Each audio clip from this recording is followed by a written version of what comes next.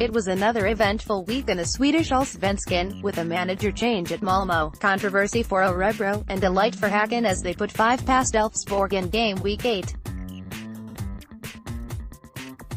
The action kicked off on Saturday where Sundsvall looked to continue their strong start to the season at home. Brommapojkarna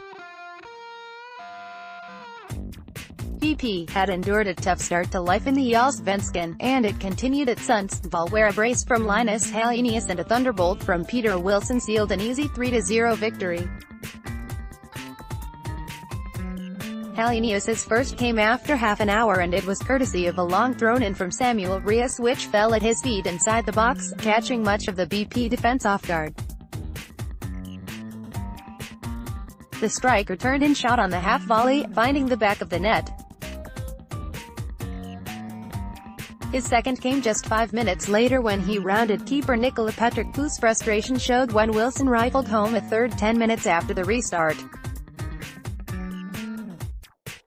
It was Sundsvall's third win in 5 with just the one loss so far this season. As for BP though, their poor form away from home continues as they rack up their 5th defeat in 6 games. Also struggling to get off the mark this season are Dalkurd, who host the second relegation spot after defeat to Djurgårdens on Sunday, and only one win all season.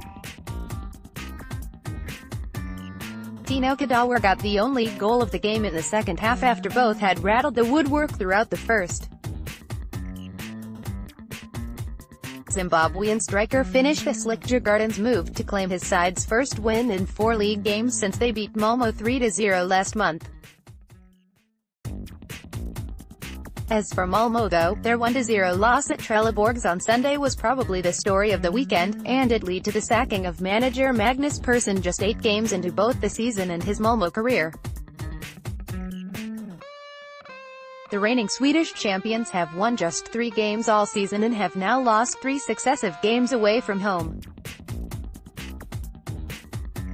They had dominated Trelleborgs, who are now out of the relegation zone, win 2 wins in 3 for most of the game but again failed to find the back of the net. The win was there for the taking though, and it was Trelleborgs who took it, when Danish defender Lasse Nielsen stole the points with a 90th minute goal. The defeat was Malmo's 4th of the season, and after an embarrassing 3-0 loss to Djurgårdens in the Swedish Cup final last Friday, the board and its directors decided a change was needed before the season was too far gone. Taking over as head coach is Malmo's former director of sports, player and 74-capped Swede Daniel Andersson, who spoke to the press on Monday following his appointment. "We have been in a tough situation. Now, we will make sure to reverse the negative trend as quickly as possible. We have 3 matches in front of us before the break where it comes to getting results. That challenge begins in Stockholm on Wednesday." Elsewhere in Sweden on Sunday, Hammarby and Norrköping found themselves 3 points, as the race for the title is already beginning to take shape. Göteborg are sitting strong in the mid-table position after a tough run of games against AIK, Hacken, Malmo and now Norrköping, winning the middle 2. Though they came up against a Norrköping side who are notoriously hard to breach, and after a strong penalty claim was dismissed just before halftime, Göteborg found themselves behind just after the restart. Carl Holmberg tapped into an almost empty net when young Linus Hallenius fired a low ball across the Göteborg box. Göteborg's young manager Poya Asbaghi was still lamenting about his side's first half penalty shout when Norrköping found their second goal, 5 minutes into the 4 added minutes at the end of the second half, but the victory leaves Norrköping in third, still 6 points behind leaders Hammarby. Hammarby traveled to Orebro in what was a tough test of their ability against a team who went into the game unbeaten, and on the back of 3 straight wins.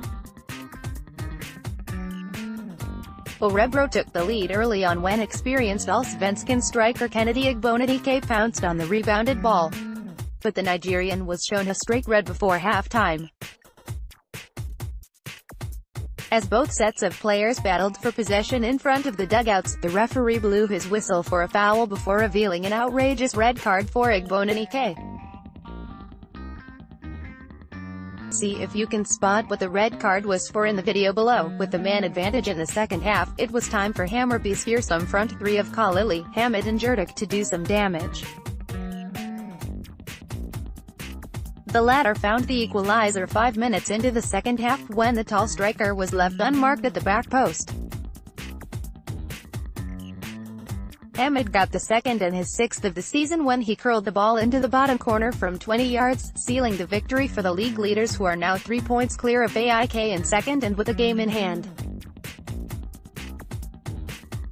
AIK featured in one of Monday's 3 fixtures, hosting Graham Potter's Östersunds.